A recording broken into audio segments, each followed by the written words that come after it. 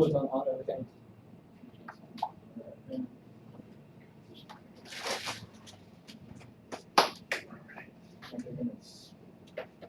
Good evening, everybody, and welcome to Thunderhill Raceway Park. You are listening and watching Endurance Radio live from the NASA 25 Hours of Thunderhill for 2016.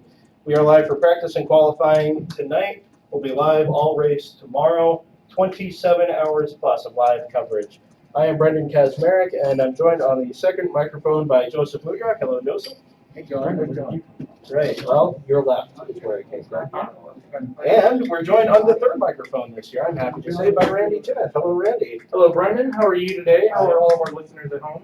Oh, I'm well. I hope they're as well as we are, even though our broadcast started to be a little late this afternoon.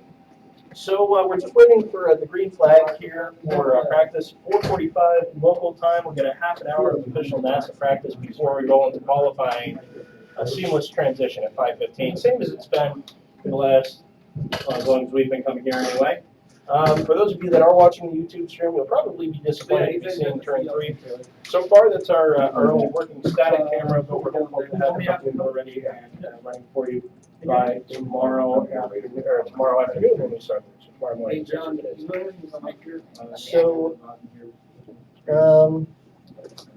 We are. Everything is popping off right now. It is. Yeah, It back is. to the tower. We're getting where there's a little bit of an echo, which is used to be. We'll see what we can do about that.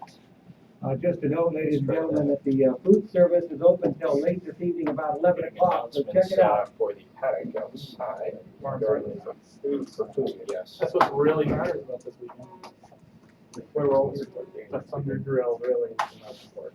Ain't good care of Right. this room, it has to be existing. Right, no, I'm with you there. And I think So, when you get published, like I said, we're waiting for things to start here. It's been a very chaotic afternoon for us, we have to say. Whenever you try new technical things, obviously things are a little challenging. I'm happy to say that we've got one this year with and Race.io for some additional data. And things have gone well so far. And we should have our video from around the track, hopefully up and running by tomorrow. At the very least, we'll get you a couple of corner feeds. I will say that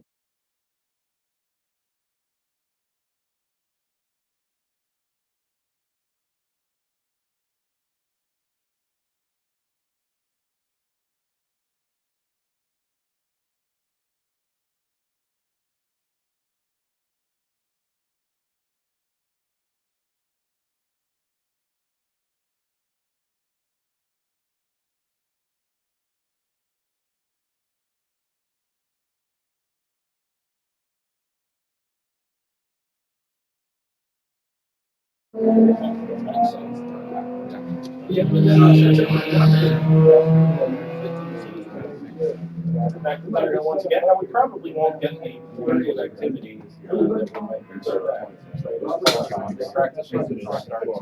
this is really only just an opportunity to Robert, your practice in the low conditions and get everything up and running. And once qualifying starts in about half an hour, we should see a lot more cars come out and at least put a couple of banker laps in. It's not so much a matter of where you start, it's a matter of making sure that you're not going to lose using the lower class because that can really kind of toy with your strategy. There's no worse way to start a race than where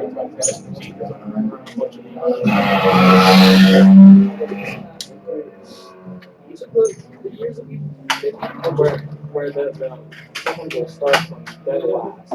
Well, and Davidson just a couple years ago, starting from the pit lane, 55th. By lap 5, P5. Well, and then was it the year before that, the Wolf ran into electrical issues? Yes, stopped over here at turn 2, as a matter of fact, on the formation lap. And then they fell all the way to the back grid and then had the exact same thing. Exactly. Yeah, but they all recovered well because they're such blindingly quick cars. Those ES and ESR cars. These are the unlimited classes, both prototype and production. Yes. Right now. And that car is flying. It is flying at what's the 25 miles an hour. Right. No flashing lights. So, we are just got one more element of our broadcast to get up and running, and that'll be the audio broadcast. Everybody. If you'd like to listen to the audio broadcast from our end, we invite you not only to join the Mixler feed, which will have in a couple of seconds at mixler.com/endurance-radio, but also the Performance Motorsports Network. If you just search their Performance Motorsports Network, they're a new partner for us this year. Just come together in the last couple of days. All weekend.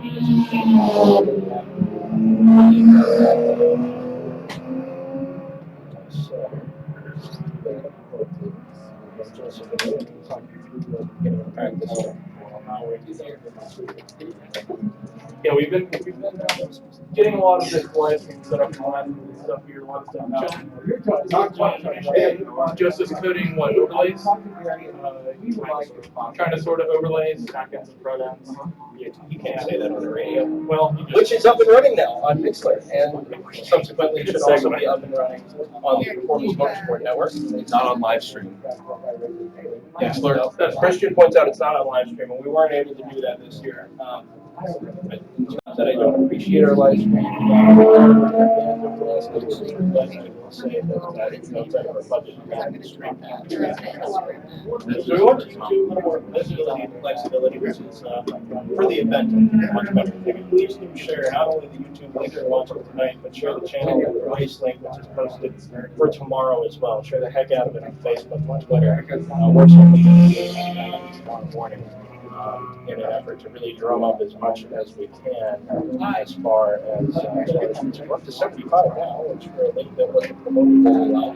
Overall, we're off to a pretty solid start. Christian, We should say hello to our social media team this year.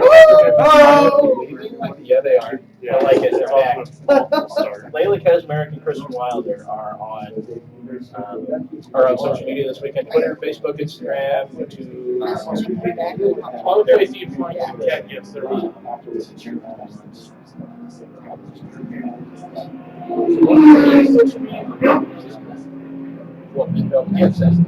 Yes, yeah, I said it wrong. We're having that debate. That's okay. We'll talk about how I say it.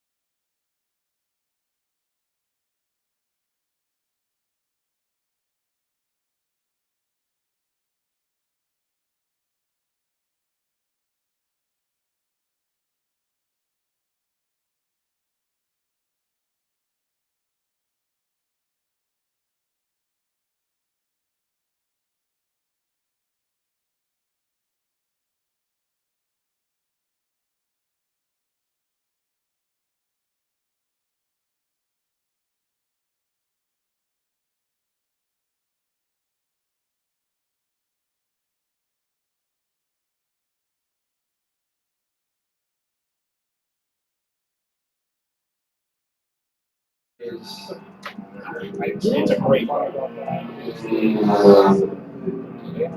Very fantastic. Basically, it's like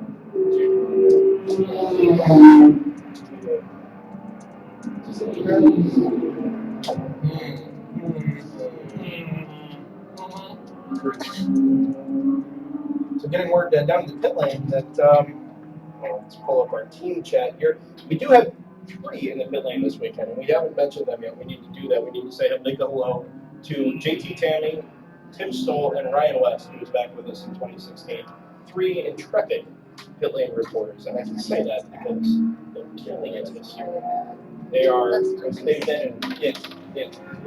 been up and down the page all day, working hard, not only making connections with our sponsors we need to make connections with, but just pulling information, especially Tim for the last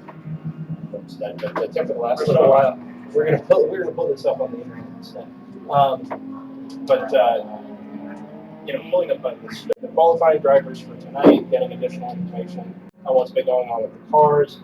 They've just everybody down there really done a phenomenal job. As far as qualifying drivers go, we should mention that now before we really get any meaningful laps put in. Spencer Trinnery has been qualified for the 15 Fantasy Junction DP from ESR. We should mention that because that first Daytona prototype is back to Thunderhill for the first time. But it's not just an ordinary DP. This thing it's got additional aero and curling in the back. It's got 16 blades. It's got 16 blades. That brings only a 5-speed. And it's got I think it's a 6.2 liter. I think it might be an LS. Fault Ellis. It's a 6.2 liter V8 with a little extra power. So that's going to be this is the official timing screen. NASA Go Racing. Racer.io, go ahead and put the on the webpage. And their fantastic services here. Got an extra timing beam up in the north end of pit lane. So we thank them for all of their work. We say to them that it's listed there. And I invite you to check them out. So with Spencer Trinnery in the 15, Tim Barber is going to qualify the number 12 TFP Racing Praga. And they did suffer from some sound issues earlier today. And I think they've got them sorted. And if they've got them sorted, then the intent is to send Tim Barber out and try and pull off a couple of fast laps towards the end of the qualifying session, which now we are 20 minutes away. For the Blizzard, squad Blizzard, number 45 Audi, all drivers will get some time in, and we actually just saw them cycle through one, came to the pits, left again. Darren Law will set the fast time in that car, so that will probably be towards the end of the session. Throw out light traffic, when the fuel load will run down a little bit, and try and put down a time that'll put them, close to the top at least in the S. Reardon hasn't decided their driver, number 41, Porsche GT4 Club Sport Cayman. Tyler McQuarrie is going to qualify the number 14 CLT Motorsport Safecraft Lamborghini Gallardo Super Trofeo. Another first for Thunderhill. Another fantastic car. This Trofeo car is super quick.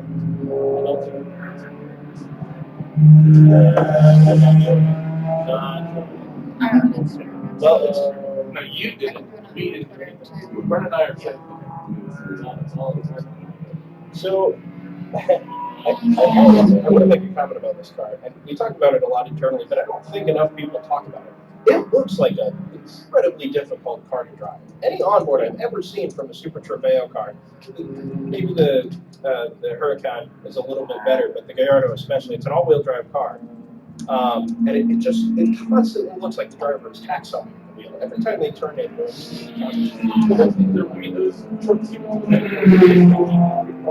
with less aero, and they don't have the electronic assist. I don't think they have traction control. They certainly don't have ABS. Yeah. No, you're right. If you were to take And they have more power. At Monaco last year for the Blanc Pond race, the Blanc Pond Open, they were as quick as the GT3 class. With less aero. Wow. I mean, they're just that much quicker down the straight. So that's a good comparison actually between the Super Trofeo and the GT3 Audi ERA LMS from Flying Lizard this year, that number 45. that, it'll be interesting to see how they pan out, not just over one lap, but then over the course of the stint. And you are talking about two cars that are essentially, run by completely slow tires. Yeah. So And then the ER3 cars with the Porsche. Right. That Wizard is running. So you Right. essentially have three. You have three top three completely different group specs running in one class here. Where you get to compare them and see exactly what they do on track together. And that's going to be really exciting. I can't wait. Once we start to get some laps in Anchorage in about 15 minutes, we're going to get to see what they do. But then, like we said, over the course of a stint, over the course of 3 stints, 6 hours, and you get to see how they compare. Because the standard of preparation is all very, very high. So just talking about stint, I think that'll be the one place that Gallardo might fall short. Just because I don't think those cars have ever been tested doing like super long runs. They do.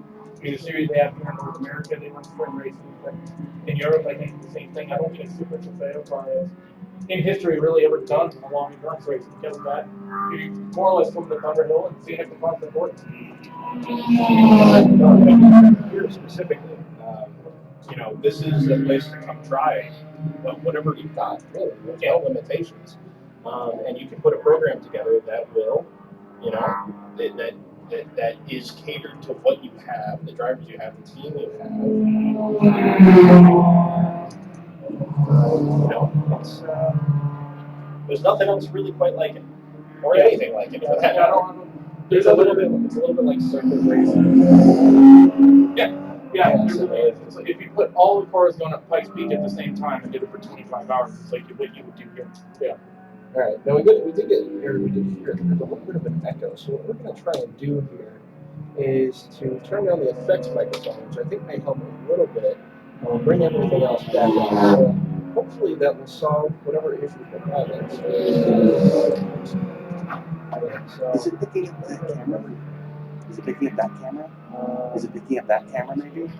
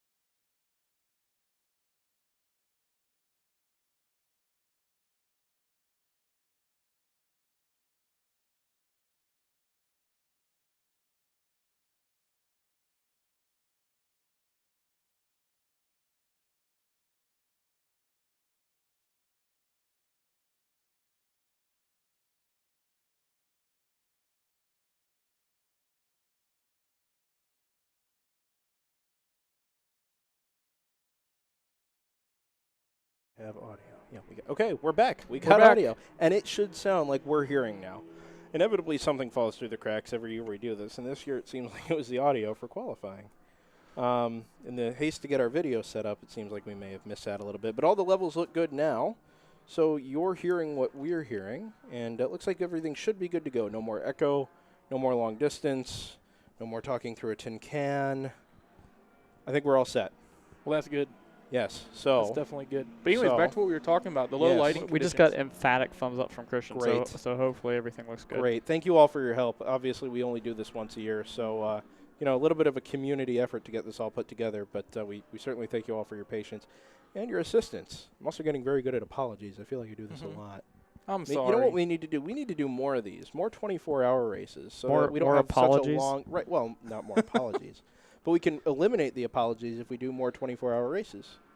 How about a trip to Buttonwillow, guys? Go to Buttonwillow? Ooh, maybe. Joseph looks like a guy Little who ways wants to down the 5. No, that's Interstate 5. Yeah, the 5. The I-5.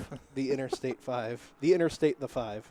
I'm the only Southern California here on the team, and I'm I'm getting harassed You're for my hearing jargon. it. You're definitely hearing it. All right, so we've got everything up and running then. We're happy to say that. So let's go back to what we were talking about earlier with the qualifying. We've gone through ES and ESR as far as qualifying drivers. We've also got information for E0. We're going to do that now. James Clay is going to qualify that El Diablo number 30 we were talking about earlier for Bimmer World and Redline Oil. Reardon of the 33 Nissan has not decided yet. Brett Strom is going to qualify his own car, if you can believe it. Whoa. Number 62 M4. Let's see. We are looking at... Well, we don't have the Lotus qualifying driver yet. Number 25, that's the 818 Dragonfly 818 RSR. It's the Lotus. Or no, never mind. I take that back. No, the Lotus is the number 28 in E0, but the 25 is that lime green, beastly-looking kind of crop top sort of car. It's a phenomenal car. 2-liter Subaru Boxer engine. It makes quite a bit of power, and it is quick. It's got a bunch of aero on it. Dragonfly has done a lot of the RSR development work on their own. But it looks like Mossier, I'm going to assume that's how that's pronounced. Mossier? Tim said they are. It sounds like they're changing the engine in Kenton Cook's car.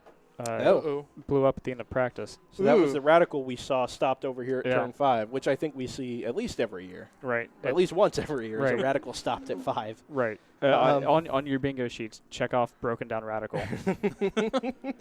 Well, they've already got the free space of Endurance Radio audio problems. Yeah. So Well, it's taken it's a care of. practice for everybody. That's true. Well, no, it is. It is. And I apologize that you guys see the same view you do every year, but right now you'd be looking at a Bimmer World stuck in the pit lane with its hood up, or a prototype development group stream that doesn't exist. Yeah. Yeah. Unless you want to just watch utter blackness and take the venture down in my deep dark soul, then let's Right. just pass We up should on have that and a look coup- at the start finish. Yeah, We should actually say, by the way, that there are other streams available. From Mazda, they're going to have 3 in-car streams, which we won't have access to in here unless we can set it up tomorrow morning. But those will be available as a third-party stream if you want to watch those. Rhino Racing will have set up here tomorrow from the Ginetta, which should be really, really exciting. Yeah, that's going to be a fun car to watch. Especially about lap 4 when he starts hitting the tail end of the E3 cars. Yeah. I think we'll switch to that around then. So that'll be nice. Oh, we got a car off in front of us. It's one of the guest driver Miatas. Haven't talked about them yet. I believe they're number 65 and 69. Is that Yeah, correct? that's correct. There they That's are, correct. guest driver. And they're supporting us this weekend as well. But they've got a third car, the Trimtex car. Similar paint schemes. Similar paint schemes. They've got. It is a 3-car team essentially. Trimtex is partnered with GuestDriver.com, and they are running the 3 MX-5s out of their stable. Now, an interesting point there: those aren't the standard MX-5 Global Cup GT cars. They are their own brand of MX-5 build. The cage was commissioned and built by MiataCage.com, which is new.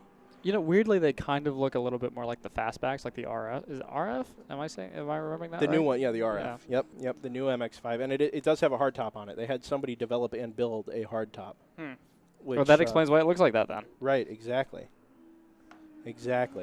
So, those are those 3 cars, and we invite you to check out GuestDriver.com during the course of the weekend. They've been a big help to us already. We're actually about to head down there after qualifying and pay them a visit.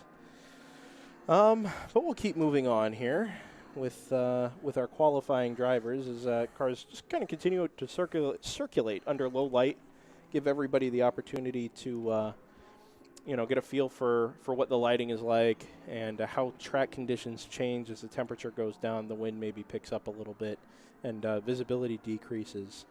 Let's see, we've got Tony Kester is in the 69 for qualifying. Colton Herta will go into the 5. Very good. And Colin Brown will go into the 57. Yeah, they Okay. actually, we didn't talk about that. We They're running should. both cars. They decided that last second. For a little while anyway, Yeah, they're yes. basically going full YOLO, and they're putting wet tires on in the night to try Yeah. to get that car as long as they can get it to run. Yolo County is south of here.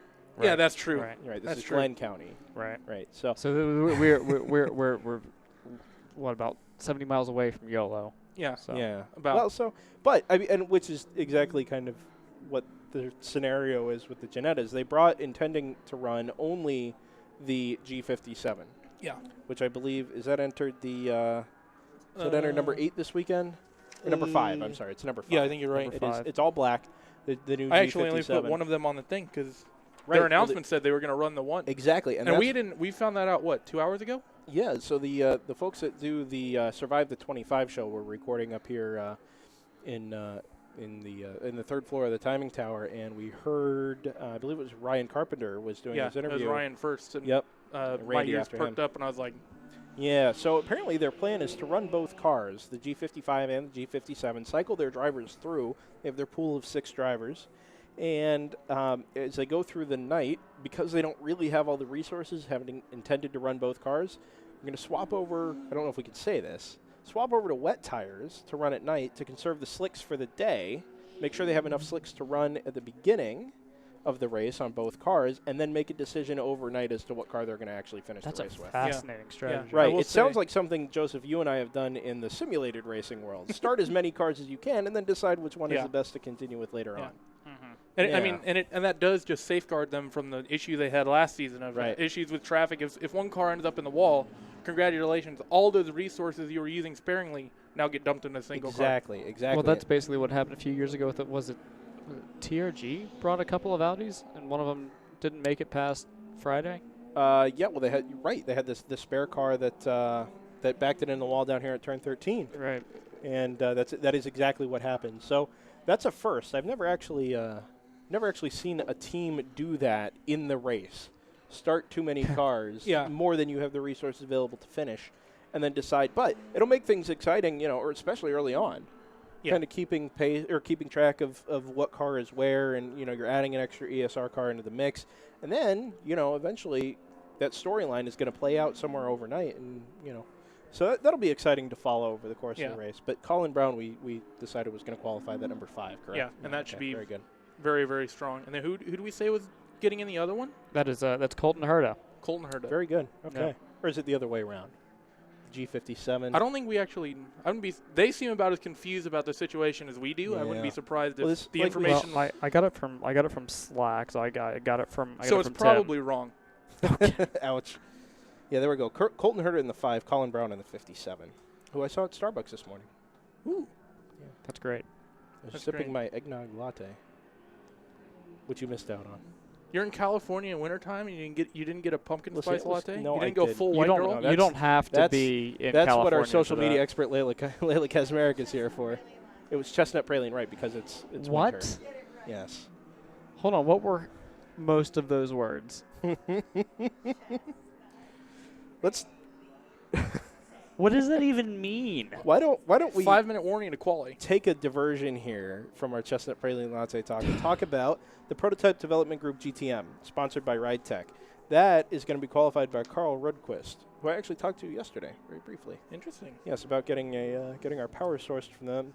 Again, things haven't quite worked out in that regard, but very nice chat with him yesterday. He'll qualify that number 4 GTM, which actually Is that the wolf looks like coming out of the pits? it is behind the Porsche, the Flying Lizard Porsche, which is just repeatedly flashing lights at the penalty box. Well, I think those spec Porsches. I think the pit limiter flashes the lights on them. Oh, that may be correct. He may be. Oh, you know what? They're checking the lights. I think the. I think you're right. The pit lane exit marshal is checking belts and safety equipment and lights. So the Porsches come out. The Wolf is going to come out behind him. And we'll all hear it in all its glory in about 3 minutes when it gets around. I There are can't a wait. lot of purpose-built prototypes this year. Well, and we should talk about that. I mean, the ES cars, the ES and ESR cars this year, we may not have the quantity of cars that we've had in the past. I think, we've seen as many as like 29 ES cars in the past. But a lot of them were, sort of because we want to run other tires instead of running E1 or E0, Yeah. we're going to run Yeah. ES. And that contributed to a lot of it. But this year, we may not have the quantity, but the quality of those unrestricted ES and ESR entries, it's just so unbelievably high. It's just the amount of effort that's gone into the build and preparation of these cars. Both of the Ginettas now, the Yeah. G55 and the G57, the Wolf has been essentially rebuilt from scratch, both in terms of drivetrain and in terms of aero. Same monocoque they ran last year, but everything else has been updated on the car. The GTM upgraded aero and power and suspension. You've got the Radicals, which are back up to their normal standard of preparation as they are every year, both of them. You've got, the Daytona prototype, which has been rebuilt from what its original specification was, and again at a very high level, with thanks to Winding Road Racing. You have that Spec Racer Ford. Right, which is totally unique. And you know what? Yeah. That car at the end of the race, that car very well may end up in third in ESR. You never know. It very well might have, is that an ES or an ES car? ESR. ESR. Yeah, as a prototype, it falls into ESR. Although there's been a little bit of consternation about that this weekend as well, which we'll get into sometime tomorrow when we have time. But the Tiger Racing BMW coming out of the pits now, I believe that's the number 3. That's an exceedingly highly prepared BMW and very, very well-built car. You have the Audi R8. It really is just a phenomenal entry list this year of cars you don't get to see anywhere else, and they're all built just so phenomenally well. And it's not even just the high-end ones, too. I mean, you go down to the lower spec cars, like there's that the late model. Right, the Camaro. Which I think is really cool. Where there's some stock car racing road course series. I know there's one in Canada. There's one that tours the United States, but I don't know any of them that do endurance racing. And they're here every year. I mean, right. Jim Englebright's been involved in that car, I believe, in the past. And the name escapes me of the guy who enters it every year. But they are here every year. And you know what? They make every effort to make it to the end of the race. I mean, that car isn't designed to run for 25 hours at a time, certainly in terms of things like cooling. Yeah. But, it's there for a 50-lap sprint and kiss the trophy queen and go home. They do their best to make it work. Now, we got a waving yellow at start, which means that something is happening somewhere near here. Well, Quali just ticked over now, so... Yes, and that is correct. So perhaps we're just showing a yellow flag to display that. And the yellow is now not displayed, so we should be... I think that was just a signal that qualifying was officially starting. Yes. Because they wouldn't have let those cars leave the pits if that yellow flag was... That's correct. And what we invite you to do now is, if you haven't already gone to racehero.io, to go ahead and do that. Pull up the NASA 25 Hours of Thunderhill feed, and you'll be able to see all of the results in real time. With all of the additional data and output that we get from the Race Hero folks. So we've got a Lotus going under start-finish right now, which will kick off qualifying. That's a Team Lotus Cup USA PB racing car. We didn't talk about them because they're in E0, but that car features World Touring Car driver Stefano D'Aste. Yeah, there's a lot of very high talented drivers up and down this Has field. anybody seen him this weekend? Do we know which driver suit he's running? I have no idea. Whether it's his pinstripe suit or his Mexican Fiesta suit or his... Maybe it's just white and it just has like a polka dot and it says like fast down the side. With a picture of Stefano D'Aste. Yeah, of himself on his midriff. That's an amazing idea. I await the lawsuit from BMW. Right. For those of you who haven't seen the new BMW art car, maybe don't. Just consider yourself. It upset us. Just tune out of Daytona completely. Yes. So with qualifying beginning, looks like Bimmer World is going to head back out on track. He makes a stop at the end of the pit lane. Says hello to the pit lane marshal. Asks him if he wants a water or perhaps a ride along after qualifying is complete. He says no and carries on his merry way. He comes out in a flurry of traffic into one. Yes, that's a lot of cars actually. Yeah, a lot of cars. Who's down there? The GTM is down there. The Wolf just flies up the inside, catching the GTM at like twice his speed. And that's what's going to make qualifying so difficult with it being open qualifying. Yep. Very difficult to get a fast lap in here. Yes. Speaking of fast laps, we've had one just to start. That's the Fantasy Junction with Winding Road Racing Daytona prototype, 144.391, which is awfully quick. Colin Brown's 146.7.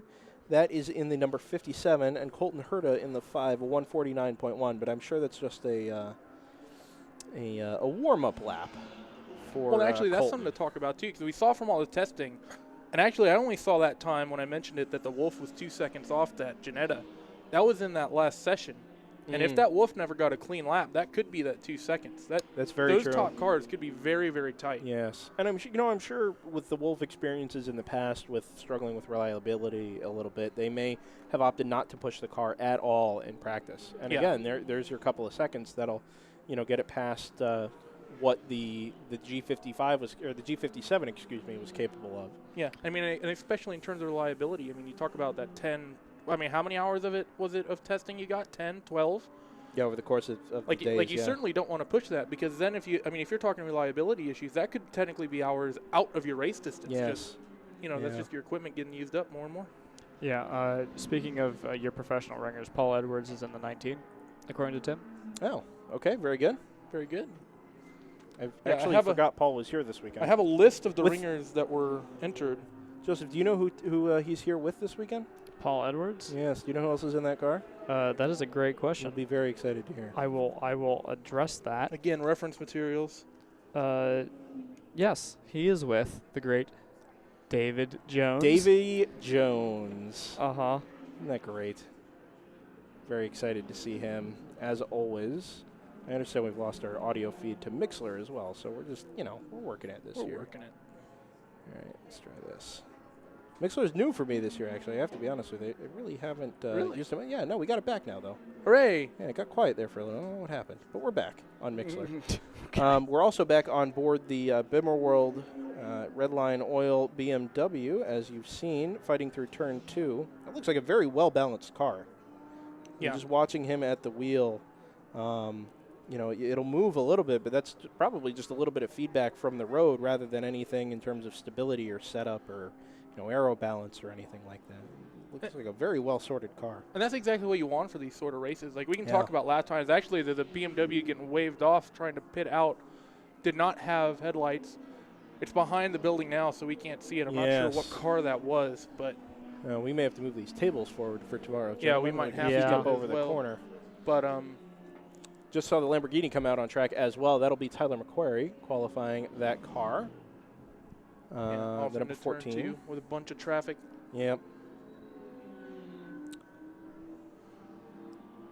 I think we have basically the entire grid on track at the moment. I think there's about 8 or 9 cars in the pits right now, and besides that, I think everyone's either in the garage or out on track. Well, so I can tell you that the number 15 DP was not out on track, but it is now. what did the Wolf do? Just He just leaving the screened pits. The Wolf. Well, let's. The Wolf did a 141.383, which is not bad, but that's almost 3 seconds slower than Colton Herta just ticked through. A 138.431 from the new Ginetta G57 It's all weight from Rhino advantage. Racing. Yeah, that is- weight. Right. That is, that's an incredible gap. 3 seconds first to second. So those Ginettas are quick. Yeah, and But- we should point out also Colton Herta, if you're wondering or aren't familiar, is the son of Brian Herta, who is also in that car this weekend. Yeah. I thought that was kind of a cool little story because Yeah. he basically put together the entry so he could share a car with his son. Yeah. Which well, is the thing we that get every whole couple thing's years a here. father son, because you have Ryan and Randy, Yes. son and father, and Yep. then you have Colton and Brian. Yes, absolutely. And then who's the fifth and sixth drivers? It is Colin Parker Braun Chase and Colin Brown. Yep. I wonder if Jeff Brown is here this weekend. Now here's what actually. they should do. They have 2 cars. They should do a father car and a son car. There you go. One against the other. Yeah, Just pair the perfect. drivers up that way. Although, like Brian said, he released in interviews, and I saw it on social media, that he's really excited just to race with his son. So I'm sure he sure. wouldn't want that to happen. I'm but sure. Plus, he gets to I go would up, want that to he happen. gets to go up against his late 1990s kart opponent, Al Unser Jr., Yes. who's out in the Wolf again this weekend. Now, do you know what Al Unser Jr.'s favorite movie was in 1992, Brendan? It's the 10 Commandments. It was, and that'll be on ABC tonight. After Long Beach? Yeah, yeah. as long as you are 24 years What ago. do you think the chances Sam Posey is listening are? About none percent. Probably none. But if you are, hello, Sam. You're not listening. That's okay. That's okay. We can handle that. So Colton Herta back at the top, or still at the top, but that DP from Winding Road Racing, the Fantasy Junction car, Spencer Trenery, 141.1, 2/10 quicker than that Wolf. Yeah, that's, Which is, again, could be down to traffic. and actually, we we don't didn't know. look at it. The Wolf and the as I say that, who is that? Colin Braun just put in a 36.8, And that's in the 2 G55. Yeah, that's 2 seconds quicker than Colin. Well, Colin's a star. Yeah, Whoever, we but- got a car off here at turn 3. Looks like a Miata there, and I'm not going to try and guess who it is, but it's red with a white top. That narrows it down. Right. Well, I'm thinking it's an RA Motorsports car. There's a couple of them that look like that, although I haven't seen many of them on track. Is So the RX-8 that's a still here? guess. Yeah, Yeah, the there's an 34. RX-8, yeah. Okay. The Robert Davis racing car back as it Oh, always here comes is. the Lizard without headlights. Uh-oh. That's non-standard. No, That's, it's back up. oh, They're both there they coming go. out now, actually. We've got the Porsche exiting the pits and the... Audi. No, that is the Audi exiting the Well, pits. No, they Porsche both came were. out in The front of the it. Porsche Okay. came out first. Yes. God, Joseph, I questioning know. me. I know. Are there 2 Panos in the field? Yeah, Yes. One's I think an ES car. Yes, it I is. think the other one. No, they're both ES. Or are they There's a both Brian ES? Engen, I believe so. The Brian Engen Memorial number 94 is all red. That's the one that seems to have its gearbox torn apart every time I see it. Oh yes, you're right. But You are right. you know, they're constantly working on it, which is at least they're there. Yeah. You know, but we also have the number 19 patented racing Panos GTS, which is a much upgraded car from the basic GTS spec. Yeah. There's a lot of aero work and a lot of development work that's been done on that car. It looks fast, and if it runs half as fast as it looks, then it will. It should be pretty strong over the course of the weekend.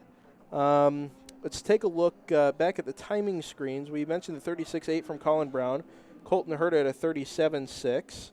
The Fantasy Junction DP still there at a 141.1. JFC Racing Wolf 141.3. Let's see. That's fourth overall and fourth in ESR, actually. They're all the ESR cars up at the top. Team Praga, that's an ESR car as well, a 150.5. So you got all these cars in the 36 to 41 bracket before you get to that Praga at a 150. Lamborghini out there at a 150.7. That'll be the ES. That's an ESR car as well. What is going on? We did hear about that earlier, actually. The reclassification of a couple of these cars for what seems to be no reason at all. Well, sometimes that's a good enough reason in and of itself. Yeah. So I wonder if it's kind of just a strategy to try to make the ESR class the top class instead of. It could be, and you know, I mean, there are some other ES cars there. It looks like the Flying Lizard Audi is still ES, and the prototype development group actually gone quicker than that making Audi. making the car that beat the field by ridiculous laps last year. Yeah. An ES was maybe. Yeah. But then again, that Ginetta shouldn't suffer from the survivability issues that we've seen from some of the other Well, I higher hope end not. prototypes. I hope not.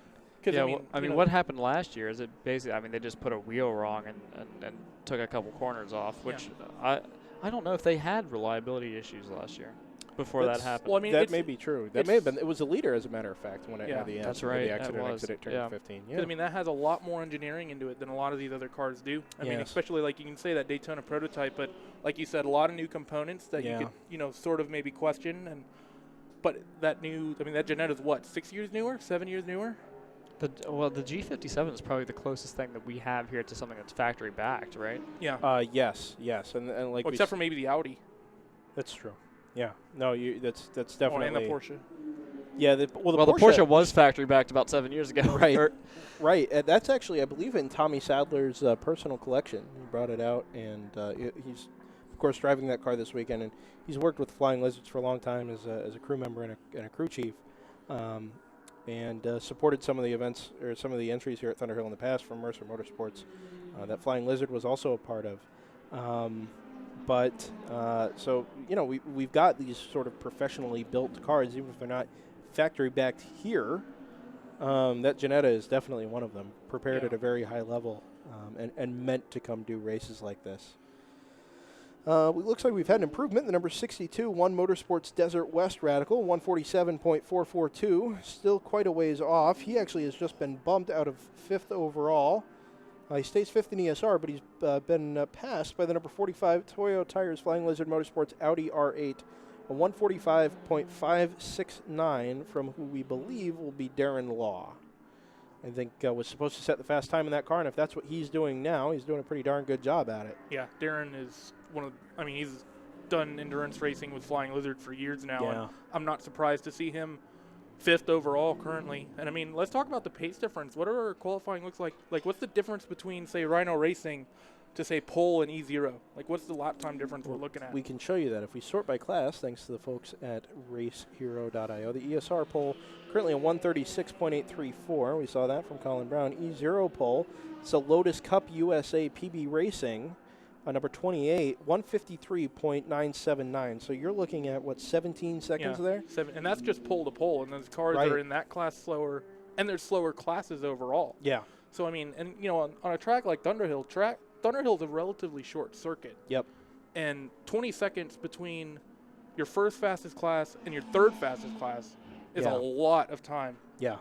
No, it is. And, the E0 class, and they're pretty close as well. I mean, you look at the field here. Valkyrie Autosport's only 0.3 behind the Lotus, 155.234 for the El Diablo BMW that we've been riding on board with for the last It's actually little while basically here. a full second from car to car. Yeah. Yep, another second back there. That satisfies my OCD. So we should go back here and look at a couple of the other classes while we're talking about E0. E1, currently Strom Motorsports 2, the number 68. That's another close one. Just Right. a couple hundreds. A couple thousandths. 13 thousandths of a second between the 68 and the number 9, Trimtex Miata. 159.759 The to a top three are separated 772. by a tenth. That's incredible. So these are actually two here in second and third. These are the two different Mazda MX-5s that we have. The build from guest driver and Miata Cage and everybody involved in the number 9 and 65 and 69 efforts up against the Global MX-5 GT or the Global MX-5 Cup cars, the number 70 there. And they're incredibly well matched. Yeah, and that's fantastic to see. That Yeah. I mean, even in qualifying, because I mean that'll put on a great show during the race. Yeah. Because they'll start near each other, and I mean and those Mazda and Miatas, I mean, they just go. Yep. They don't really break down. Well, I mean, they do break down, but they're like the most reliable like entry level car you can get. Yeah. A couple of years ago, somebody we did an interview. Tim did an interview actually with one of the members of. I just listened to it too. I can't recall what team it was, but they described E1 as being like a knife fight in a phone booth, which is about as accurate as I've ever heard. Just for what it's worth, we've got a yellow flag out somewhere on track, and if we take a look at trackflag.nasasafety.com, we have an opportunity to see what exactly that is. That's a whole lot of nothing, is what that is. Is that a full course yellow? Is that what that means? Yeah, well, it's coming from the. Well, actually, yeah, that's exactly what that'd be. Yeah. Solid bar with 2. I hope that's what that means. It's a Although very there's still well, cars leaving the pits. There's multiple flags on the flag stand. There are. You're right. There's a couple of extra yellow flags out there waving. So, may have had a big incident somewhere. Well, we've got a safety vehicle about to leave the turn 7 compound. We'll hang a left as the cars exit turn 6, and hopefully we get a look there. We've also got. Let's take a look here. We've got the lights on the Ferrari Silicon Valley Bridge. Switch back to our trackside camera here now that the El Diablo car is back in the pit lane. But so we've got yellow lights all the way around the circuit, and we're just trying to get a look at where we may have an incident. Unfortunately, like we said, nothing posted on the track flag. Yeah, it looks like they're. JT just reported that the Porsche just left the pits with no lights, so hopefully that wasn't a factor. And it looks like the 40 is about to. Oh, he's flicked his lights on. It's a number 40 RA Some of them leave it Motorsports like Miata. really late. In terms of when they flick their lights on. Yes. That surprises me. Well, the pit lane is very well lit here. Yeah, that is true. It's hard almost to notice whether or not your lights are on. Yeah, but if I would want to find out I don't have lights before I go into the utter darkness that is turn 1. Yeah. No, I agree with that. So it looks like we may actually have a feed here from Rhino Racing. If we can go ahead and get that pulled up. We have audio. I think we can make that work. Let's see what we got here. Kind of doing some of this on the fly. Interesting. While we have a little bit of downtime, Christian pointed out a comment to us from the YouTube asking why the NPO1s aren't in ES or ESR. The reason for that is basically that is a NASA spec class that NASA's trying to promote, and so that gets its own designation. And quite rightly. Yeah. You know, I think that's very appropriate. Well, I think if you had too much of any one spec of car, I think that's if you let's say you had a bunch of the Pirelli World Challenge teams turn up in GT3 cars, you would want to separate them from your ES class just for. I mean, you would just sort of overflow a single class. Yep. Now, we take a look at this. If you haven't already gone to racecast.me, you should do that and pull up the onboard feeds they have there. Tim says there's a driver. I'm not sure when or where this was said. Number 5 Ginetta went off somewhere. Ooh. And it sounded like was semi-spectacular, but kept going. So I wonder if they were trying to recover that car. And that was Colton Herta that was on board the car. Yeah. Interesting. I mean, there's a safety car up there, so it was somewhere near the end of the lap. It would be perhaps down around turn 11 or turn 12, unless the safety car was going out to look for debris or anything like that. It's important to note they haven't brought cars into the pit lane. The track is still open. The pit lane exit is still open, at least for the next 13 minutes. But the full course is yellow. They've just got waved yellows all over the track. Yeah. Which, I mean, that's going to be what? No passing. And so really, I mean, if you're in, say, one of your ESR cars, if you're stuck behind a Miata, there goes, 10 minutes of your session? Yeah, it very well could be. Let's see, and who do we got coming across? Oh, the yellows are gone. Okay, so it looks like we may be back to green here. That safety vehicle gets back towards its home at turn 6. I didn't see anybody come into the pits that looks like, may have come back slowly or damaged. Or it got hauled in on one of the other inroads. Could also be the case. Praga's back out, by the way, for what that's worth. Which is good to see, that they likely have their sound issues sorted. Right. Well, we hope so. Because that'd be a horrible way to go out knowing you were just over that 95 dB barrier. That was the wolf, by the way, if you couldn't hear that from the that effects scream microphone. is, in fact, the wolf. There's not a banshee at the circuit. That is a wolf. So we're going to go ahead and, like I said, we're still working with this here, but I think we may be able to get our Rhino Racing stream, our onboard here, up and operational. Let's see. Perhaps. Yeah, there we go. Wait till you guys see this. That's some, well, as it stutters. It's back. That's some phenomenal. Or is that off in due I'm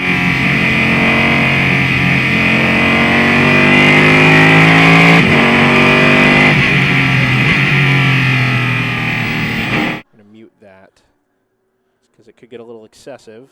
So that's, yep, in turn 4. We've just seen it happen out our window, but it gives you a good picture of what it's like for what we can't see around turns 5 and 6. Also, what they can't see as they come around. Yeah. Although I'll tell you what, that looks pretty well lit to me. The headlights on that car. When you go around that blind crest, that's a pretty scary moment. Now, one of my favorite things to look at when you see an onboard are the telemetry numbers, and you can see the number of miles, as well, it's in kilometers per hour. Currently for the G57, as he turns it into turn 9, that car is going to be at its fastest when it comes down the front straight. Yeah. And we'll get an idea of what that car is actually capable of in terms of top end. Just there at the end of, or going into turn 11, it looks like it was approaching about 230 kilometers an hour. Actually, I'm curious. Would that car be quicker into 1 or would it be quicker into 9? Because there are those kinks. Well, 8's there not are those flat out, kinks. and that's one of Are the you things. sure? Well, that arrow? we like heard in most from cars, Cameron I wouldn't Evans. know. We heard from Cameron Evans at the Bimmer World Redline Oil Squad. Yes. Heard from Cameron. They added a flat curb at the inside, which has changed your trajectory, easy for me to say, through the corner. Looks like we get a little buffering here on the Rhino stream, but we're doing our best. They're doing their best. We missed turn 1, so we didn't get to see it. That's okay. Oh, car off in the front. dirt. That's a wolf. Who is it? Oh. The wolf dropped a wheel coming out of turn 1 and into turn 2 as they fight through some heavy, heavy traffic. I believe that's the number 40 Miata there to their left. And the Ginetta's politely Oh, saying, look at don't do that to me. Oh, the light flashing is incredible. I mean, there's tons of traffic. There's no way he's going to get through there anyway, so you might as well settle. But still, you've got the fuel and you've got the tires to do it now. You want to try and take advantage of that opportunity, and you're stuck behind a car that maybe not as, in as pressing a situation as you are. Yeah. And he would love to get in front of that car just to make sure that they stay qualified in front of them. Has that Right. Wolf gone any quicker? The Wolf has improved to 140.005, so it's improved its time, but not necessarily its position. Yeah. So you see that there. Who's that in 4th and 5th? Those is that the Lizard and the... It's Fantasy Junction and then the Radical. So they're look at that. very We've got 5 cars underneath, 145, which is traditionally your cutoff. You've got 5 cars down around the 141 or lower range. So the pace collectively at the top of the field, everybody's just kind of done this, which it doesn't work well on radio. But they've just taken all that closeness and that competitiveness that we've seen in the past and shifted it upwards about 5 seconds from what we used to see here. Right. So it looks like actually... How many of these cars are going to make it past like 6 hours? Hey. Oh, shots fired. Right. Not shots fired, but if you... Yeah. The kind of pace that we saw last year, the kind of pace that we've seen a lot is that, if a few people jump out to be big, they won't really have to push. Yeah. If you have 5 people who are going at it for the entirety of their race at pretty much breakneck speed, what is that going to do to the components? What's that going to do to concentration as Right. we're going to sunset tomorrow? Right. I mean, you're talking about, well, I actually wanted to talk about something else, and I lost concentration. Good job, Brendan. Speaking of concentration. Good job. Right. But 245 kilometers an hour is what we saw from the number 60. Like what, I'm sorry, the 50, the 5. It's going to be like 120, I think. Well, we can do that math now. No, 152. I'll tell you what, he's pushing too. If you saw that on the onboard stream, he was dead sideways coming out of 5. I mean, he's really working that car hard. Is that the car that's on pole right now, or is that the? This is the 5, so this will be Colton Herta we're on board with. Oh right well, now. you know he's going to want to get pole just for bragging rights. To take it away from Colin Brown, yeah, I would too. And he's really pushing. He's got a good lap going. He's done well to get through the traffic he's had, which hasn't been a whole lot, but he's going to catch a car here at turn 11. Cut it to the inside, get your exit right on the throttle. That's the Yost Autosport BMW. Into turn 12, slowest corner on the track. The track drops away from you at the exit, constantly fighting over the paint and the curbs. He cuts to the right underneath the Ferrari SiliconValley.com bridge. And into turn 14, you know what? He's going to catch that GTM right at turn 15. If he times it right, he'll get him right. Well, he didn't. Yeah, he didn't. And on the throttle, that'll have cost him a little bit, but he's going to come across the line here in just a second. You can see on the predictive time, he's already up above where he was. Flashes through. No, that was Colin. That was Colin Brown on a lap. So are we on board the 57 here? It's possible with them having 2 cars, they may have just put they may have the camera in the wrong car. Tell you what, no, the 57 is the G57. The 5 is the. Well, that would make sense. You know what, guys? They're both G57s. Would you believe it? Well, according to this. I thought they were a 55 and a 57 from what we saw on track earlier this weekend. They definitely were not both 55 or 50. Yeah, they were not both 57s. Well, didn't we see one that was like all white, like early was on the car they ran last early year. on Friday or yesterday? Yep. But I didn't see that car we saw yesterday out today. I saw a different one that looked a lot like the car they ran last year. Yeah, right. Well, paint scheme wise. But so according to Race Hero, they're both G57s. So which might be wrong, which could be wrong, but But then again, it would make sense. Yes, correct. So it looks like that is the 57, as a matter of fact, according to Racecast as well. So that'll be Colin Brown on quick laps. He is still on pole at 136.544. And you're right, Randy. He did improve. He's now 1.1 quicker than Colton went. Oof! I've never seen a car get held up by a GT2 Porsche around here like that. He was stuck behind the Flying Lizard Porsche. Stuck. Yeah. I mean, just think about that pace difference. You're stuck behind a GT2 Porsche. I mean, ooh, nicely held, Colin. Really hard on the throttle, trying to get by that Miata. And of course, once he lost the traction and the momentum, that was it. He wasn't getting it back anyway. Yeah. But and he did well to hang on to the car. Too, depending on how his exit speed was. Yeah, he was 248 top speed down at the end of the front straightaway there, and but he's got a good clean run into turn 2 here. Diamond's the corner off. Looks like he's going to come across. I didn't catch who that was. That looks like the Panos, the 94. But handled that well into turn 3 again. Doesn't look like he has a whole lot of traffic coming up. Yeah. I'll tell you what, I think if he's going to get a proper lap in before the end of the session, this one's going to be it. Yeah, I think you're right, because there's not a lot of traffic in front of him looking at the... No, he's already got 1.1 seconds, like we said, but he's flying. Just real quickly, I want to direct your attention to 3rd and 4th. 0.02 of a second separate the 52 JFC Wolf from the 62 One Motorsports Desert West. And he's getting traffic, but he's getting out. There was a car stopped on driver's right coming out of turn 8. There's a car sitting crossways off to driver's right, or perpendicular to the track off to driver's right at turn 8. No yellow yet. No, there isn't, and that's a little distressing because it looked very close to the edge of the track. Yeah, if it's under power, then they may not wave yellows if it can get out. But that's true. But it did look like Colin had to back out of it a little bit. He's hard on it again, going past. Looks like a radical. It did, yes, into turn 14. And we'll see him a little sooner than we otherwise would, coming down the front straightaway. What is that, a vet? No. He got traffic at the final corner. This lap's done. Well, and I think he's got more on the way. So this may let... Wow, it was well handled, but it has to tighten up the line at entry, which compromises the exit speed quite a bit. And we only have 3 more minutes in this session, right? So, I mean, this is going to be... If you have any hope of getting a quick lap in, this is it. Well, and look at everybody else. I mean, look at our timing screen. So we had our top 5, which were fairly well established inside 41. The 45 Flying Lizard Porsche, the Flying Lizard Audi, 42969. CLP Motorsports Lamborghini, 45.5. One Motorsports CrowdStrike, 45.6. Now a 45.2, as a matter of fact. Jumps the 14 Lamborghini. The 74 Porsche, 146.1. Praga, 47.6. Strom, 50.9. or 50.5, excuse me. So everybody's taking that opportunity to get one flyer in if they can before the end of the session.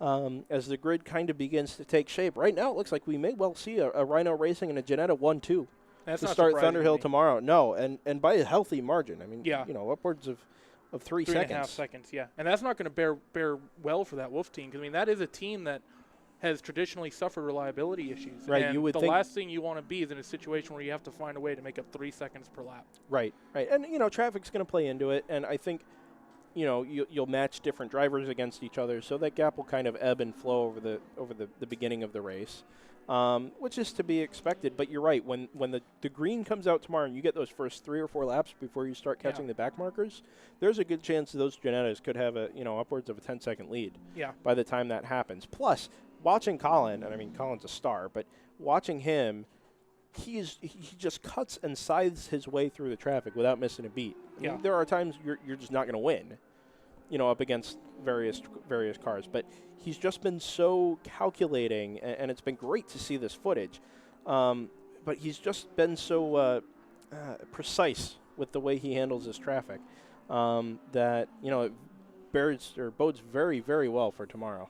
Yeah, it certainly does. I mean, it's an art to be able to get yourself through mixed class traffic, especially with the pace difference you have here. I mean, you talk about some other circuits, like, looking at other mixed class style series. I mean, think about IMSA with GTD and, their prototype program.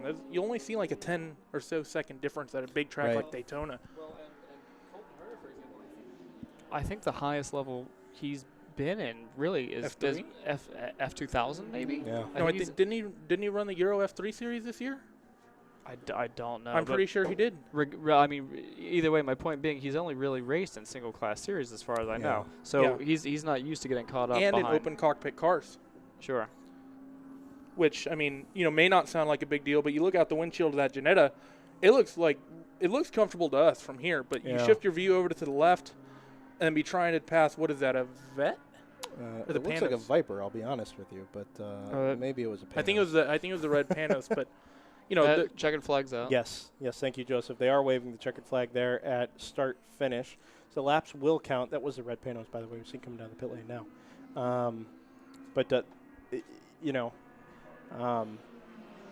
These laps are going to count, obviously, to look finish at up the JSC session. on One Motorsports.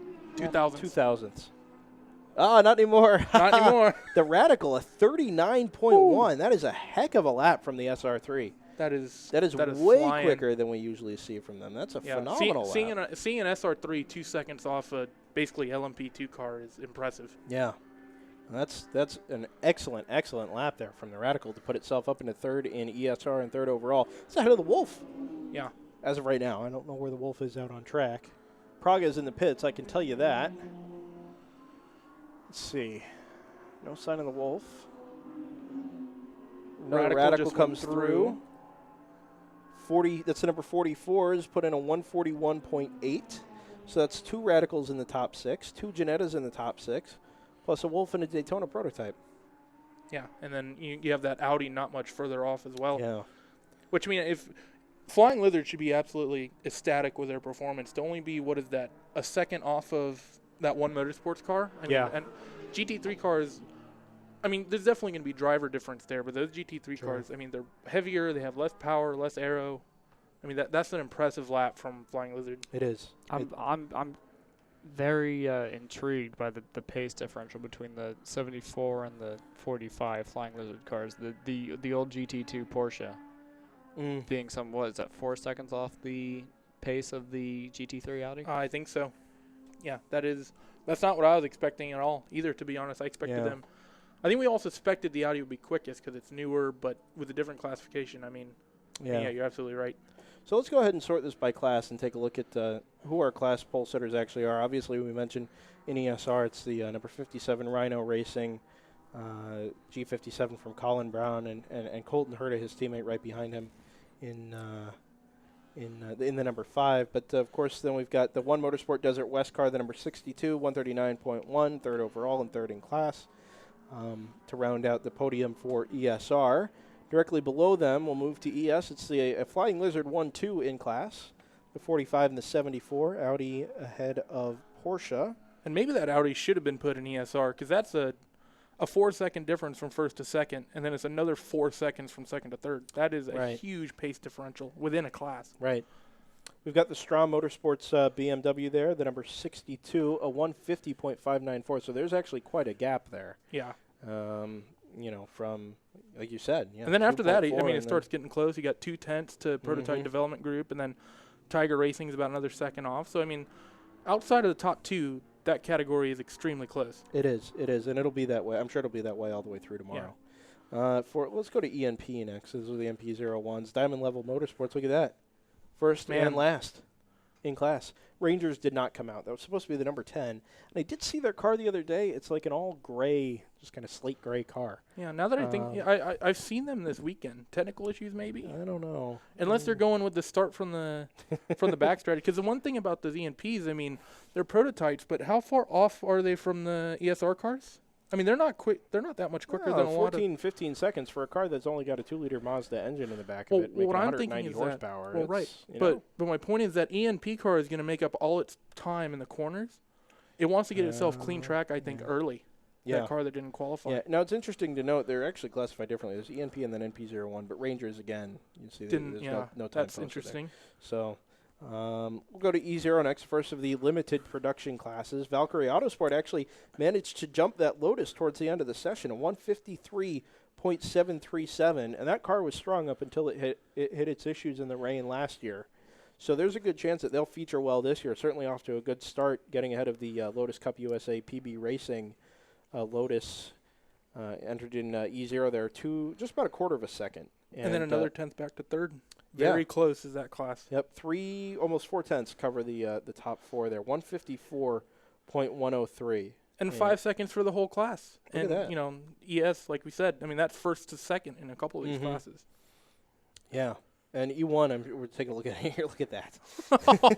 6/10 cover the top six. Man.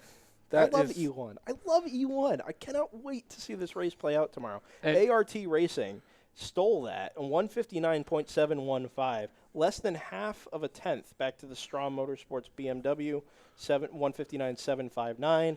Another, 13 thousandths back to the Trimtex Mazda. Less than a tenth behind him is the Grip Racing 95 BMW. 3/10 behind him is the Mazda USA number 70. Less than a tenth behind him is the Frazen BMW.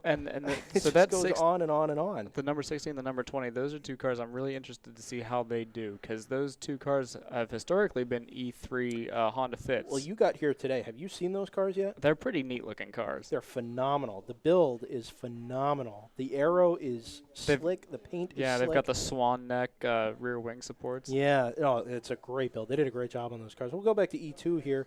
RDR, the RX-8 from Robert Davis Racing, takes pole 201.379. Some of the they've been the strongest year after year in E2. Every year you come back and see them. They've got it figured out. Eldorado Motorsports 207.204. That's the number 22 Honda Prelude. And then the number 32 Gone Racing Team TFB Mazda Miata 213.488, and that'll just be a banker lap. Yeah, and won't be representative of their actual pace. Well, those are the only three cars that even ran laps. Yep. No, the 04 did not turn a time. Let's see. Good Times Racing, Vector 24-hour team. That's a Porsche 944. 25-hour team, sir. Vector 25. You're right. I'm sorry. Vector 25-hour team. And RBank Racing / shopforpuppy.com. What? Which will perk my wife's ears up a little bit. Perk my ears Shopforpuppy.com. Yeah. Oh, boy. Yeah. So, hold on. I'm not clear. The current phase is Shop for Kitty. Yeah. So I'm a lot of that going on. I'm curious. Are you shopping for a puppy? Like, are you in the market for puppies? Joseph, why don't you go to shopforpuppy.com and find out? I don't have time. You don't have to do that now. Okay. But, just he's got the laptop in front of him. Needs to go to shopforpuppy.com. They don't sponsor us, by the way. I'm just making casual chatter. Let's go to E3. Small field in E3 this year. I mean, from what we've seen in the past. Because we lost those Fits. Right? Those Fits grew up and became Civics. That's very metaphorical. I don't want to talk about it. The number 7 Auger Smiles New York Rock Exchange, that is the Acura Integra. It takes the pole in class 206.602 with a pretty healthy margin back to the A-Plus Racing Mazda Miata. 3 seconds. Yeah. And that I'm not sure if that's the high school crewed team again or not. We need to look into that. There used to be a lot more Miatas in that class. Well, that's what I was saying. I mean, RA Motorsports is there. We've got the number 40. It's another half a second back, 209.863. RJ Racing with a banker lap at a 212.7. But worth noting about that RJ team, they won that class 3 years out of the last 5 or 6. I mean, they are extremely strong. They've got Thunderhill figured out. And they just bring the same car back, prepared the same way every year, and they end up with the same result almost every year. Yeah. Then RA Motorsports, number 38, back there in 5th, the 213.842. Higher Brown did not, or Brown Higher it is this year, did not set a time, the number 64. So with that, I think we've gone through really just about everything. As far as the classes go, we will be back tomorrow. 10:30 Pacific time is when we'll begin our broadcast with hopefully a lot fewer technical issues than we had. Our this day will year. start much earlier than that. Yes, no, it will. But 10:30. Because of those breakfast burritos. We're not going to Chico. We're not going to We're Chico. not going to Chico. Why do you hate But the everything breakfast that I love? burritos at the place we are going are also very good. That it was. Yes. So we look forward to that. If you don't like airport diners, you should try the one here. Very, very good. So anyway, let's not talk about breakfast. Let's talk about tomorrow, 10:30 Pacific time for some pre-race coverage and also some post-breakfast coverage. We'll be back. Joseph perked up again. We'll be back to do. I only care about puppies and breakfast. Those are my two things. Then you got it made. He's a simple That's man. why you listen to Endurance Radio. I have a 2-issue platform. Or you talk for Endurance Radio anyway. Yeah, that's mostly. So pre-race, let's get through this. Pre-race tomorrow, 10:30, half an hour. We'll be here to talk about the grid. We'll probably have Tim Stoll up here to offer his thoughts and share some of his observations from the pit lane during the course of the week, or of course of the weekend. And of course, I will be back. Joseph will be back. Randy will be back. Everybody's going to be back. Social media is back. Layla and Christian just finishing up their work for the evening. They wave again. Ryan West is back from the pit lane. Hey. He'll be back tomorrow, which is good. He's got his photo vest on, so a little extra access for a couple of our pit lane guys, which should hopefully bring you, some extra insight. And we should have our live link to the pits up for tomorrow, which will be very, very good. We didn't have time to set that up tonight, but definitely for tomorrow we're going to try and have that up for you. So 10:30, join us. That's 1:30 on the East Coast. That is 6:30 Greenwich Mean Time, 18:30, and you can convert from there as you need to. Right here on Endurance Radio, it's endurance-radio.com. I'm going to run through this real quick. On YouTube, just search NASA 25 Hour 2016, and it'll come right up, or 25 Hours of Thunderhill. You'll get our race feed for tomorrow, separate stream. Twitter, overnight, @endurance_radio. Same thing for Instagram, facebook.com/endurance radio. Give us all a follow. We'll probably share some stuff from tonight, and we'll do a little extra work and kind of let you in on what goes on for race day for Endurance Radio. So from myself, Joseph Mudrock, Randy Chineth, Ryan West, Lila Kazmarek, Christian Wilder, and down to the pits, Tim Stoll and JT Tammy. Thanks, everybody, for tuning in to the qualifying session for the NASA 25 Hours of Thunderhill. Hope to see you all tomorrow morning, 10:30 Pacific time, before our green flag, shortly after 11 p.m. Thanks, everybody, and we'll see you tomorrow.